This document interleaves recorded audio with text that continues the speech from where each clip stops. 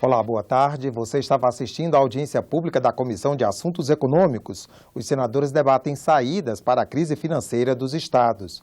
Você pode continuar a acompanhar essa transmissão pela nossa página na internet, senado.leg.br/tv, ou então pelo nosso canal no YouTube. A autorização para a abertura do processo de impeachment deve ser lida na sessão plenária do Senado desta terça-feira. Com a leitura, é dado o primeiro passo para que o processo inicie a sua tramitação aqui no Senado.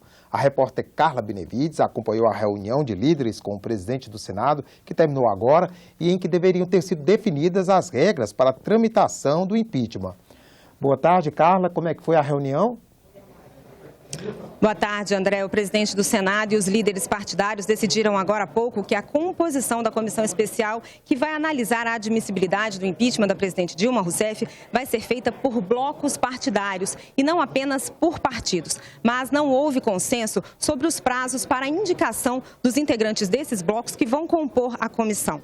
A oposição quer que essa indicação seja feita ainda hoje, mas os partidos da base aliada pretendem usar o prazo de 48 horas para indicar os seus integrantes.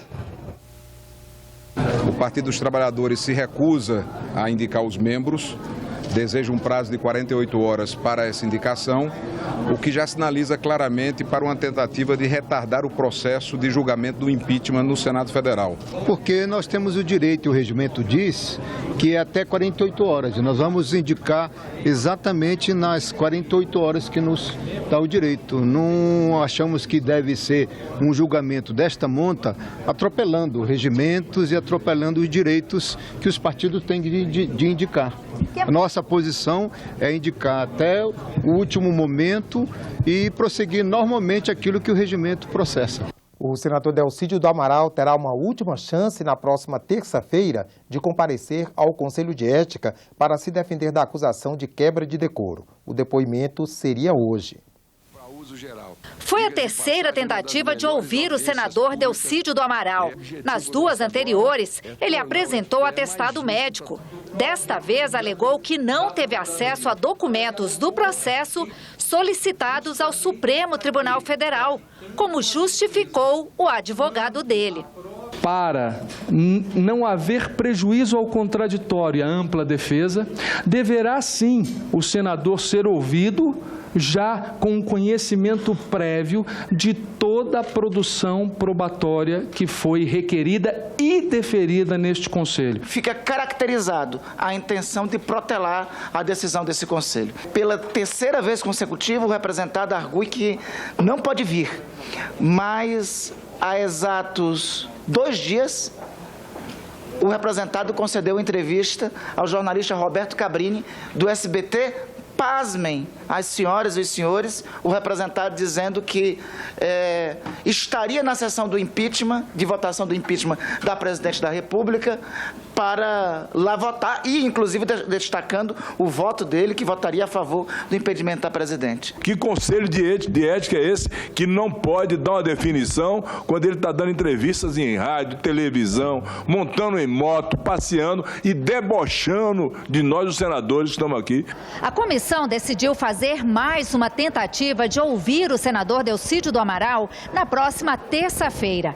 Desta vez com o compromisso da defesa de que o senador estará presente. A previsão é que ele estaria disposto a vir na próxima terça-feira, mesmo sem esses documentos, que eu repito, são fundamentais ao exercício da ampla defesa do contraditório. Eles querem a degravação e querem cópia dos autos lá no Supremo. Ora, quando que o Supremo vai terminar esse processo lá? Nós não estamos entrando no mérito do processo, quem vai julgar lá é a justiça, aqui é decoro. Se ele não vier, nós vamos seguir o que determina o regimento, que é a conclusão do relatório. E ainda sobre o andamento do processo de impeachment aqui no Senado, a repórter Carla Benevides tem mais informações. Carla? Oi, André. O presidente do Senado informou agora há pouco que vai abrir hoje, após a leitura do pedido de abertura do impeachment da presidente Dilma Rousseff, ele vai abrir o prazo para a indicação dos integrantes da comissão especial. Mas vai respeitar o prazo de 48 horas para os partidos que quiserem fazer isso até o último momento. Ele informou também que a comissão especial será instalada na terça-feira. André. Obrigado, Carla. A crise financeira dos estados brasileiros foi tema de debate esta manhã na Comissão de Assuntos Econômicos. Secretários estaduais, pesquisadores e um representante do Ministério da Fazenda reconheceu que, sem um ajuste, o colapso será inevitável. A proposta de recuperação fiscal dos estados e do Distrito Federal, já enviada pelo governo federal ao Congresso, prevê um alongamento das dívidas com a União por até 20 anos. Um alívio nas contas que pode chegar a 37 bilhões até 2018. Mas o governo federal exige contrapartidas. O representante do Ministério da Fazenda detalhou essas contrapartidas. Corte de despesas com pessoal. Congelamento de salários, limite do crescimento de despesas, a variação da inflação, fim das renúncias fiscais, aprovação de leis de responsabilidade fiscal estaduais. A proposta é que haja um processo de convergência de longo prazo, ao longo de 10 anos, de modo que ao final desse período os estados tenham condições de estar reservando para investimentos e amortizações pelo menos 10% da sua receita corrente líquida. A secretária de Fazenda de Goiás disse que o problema dos estados não é de financiamento, mas de gastos. Goiás, segundo ela, registrou um aumento de 6% nas receitas no ano passado. As despesas, no entanto, cresceram 11%. A realidade é que hoje o Estado compromete 76% das suas receitas com despesa de pessoal. Essa equação em que as despesas crescem 10%, 11% e as receitas crescem 6% é definitivamente a receita do colapso. É difícil imaginar uma crise com o tamanho da gravidade que o Brasil está vivendo. Nós devemos ter uma perda de renda. Cada brasileiro deve terminar este ano 10% mais pobre do que terminou 2014. Uma perda de renda de 10% ocorre poucas vezes na história. E o pior que eu temo é que isso seja apenas o prólogo da crise. Para a gente ter uma solução, vai necessitar de muita conversa. Não é algo que nós vamos resolver com uma audiência, com duas. Quer dizer, vai ter muita conversa para ser feita e nós chegarmos a uma solução. Não há uma bala de prata para resolver o problema do nível de deterioração das finanças públicas em nosso país e em nossos estados. Nós precisamos de reformas estruturantes, para além das iniciativas pontuais que apenas empurram para frente um problema que está se agravando no dia a dia em função do colapso econômico. Medida provisória que altera regras para a desapropriação de terras públicas teve relatório apresentado na comissão. A votação ficou marcada para terça-feira da semana que vem. Entre os pontos polêmicos está a permissão para empreiteiras promoverem ações de desapropriação.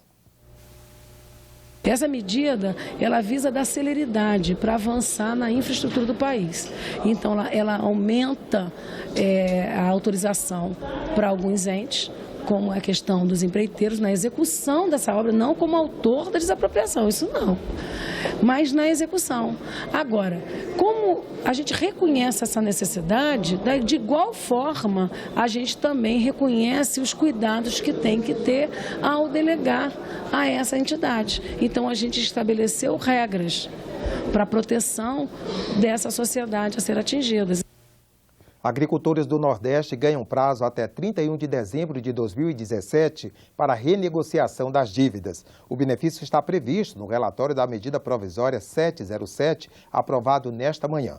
Pela MP, ficam suspensas a inscrição na dívida ativa e a cobrança judicial. Esse relatório avança no sentido de oferecer rebates maiores para o pagamento da dívida, sobretudo do pequeno agricultor, do pequeno criador que tem as suas dívidas até R$15 mil, mas também permite mecanismos de abatimento da dívida para todos os agricultores, independente do seu porte. Portanto, acho que é um reconhecimento por parte do Congresso Nacional, um relatório votado à unanimidade, que agora vai para apreciação da Câmara e, na sequência, para o Senado.